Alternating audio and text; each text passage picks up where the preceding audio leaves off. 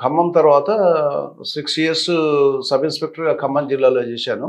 ఖమ్మం తర్వాత భద్రాచలం ట్రాన్స్ఫర్ చేశారు. భద్రాచలం నుంచి చర్ల అని బాగా Naxal affected area Chhattisgarh border అక్కడ ట్రాన్స్ఫర్ అయింది. తర్వాత ముదిగొండ అని ఫ్యాక్షన్ ఏరియాకి ట్రాన్స్ఫర్ అయింది. అక్కడ ప్రమోషన్ జరిగింది. 6 ఏళ్లలో 6 ట్రాన్స్ఫర్లు జరిగినప్పటికీ కూడా రికార్డు పరంగా క్లీన్గా ఉండటం వల్ల వెంటనే ప్రమోషన్ 6 ఇయర్స్లోనే మాకు ప్రమోషన్ దొరికింది. ప్రమోషన్ తర్వాత మమ్మల్ని అప్పుడు నక్సల్స్ యొక్క ప్రభావం బాగా తీవ్రంగా ఉంది.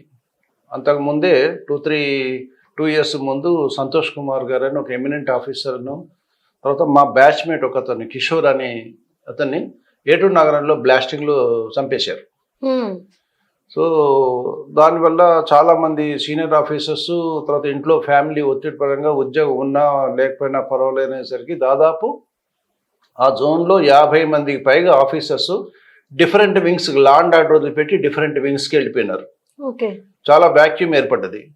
సో ఈ టైంలో యంగ్స్టర్స్ అవసరము అనే ఉద్దేశంతో ఆఫీసర్స్ యంగ్స్టర్స్ మాకు పెద్దగా సర్వీస్ లేకపోయినా, అంటే 4 ఇయర్స్కే ప్రమోషన్ ఇవ్వాలి, కానీ నార్మల్గా అప్పుడు 10 ఇయర్స్కి వచ్చేది.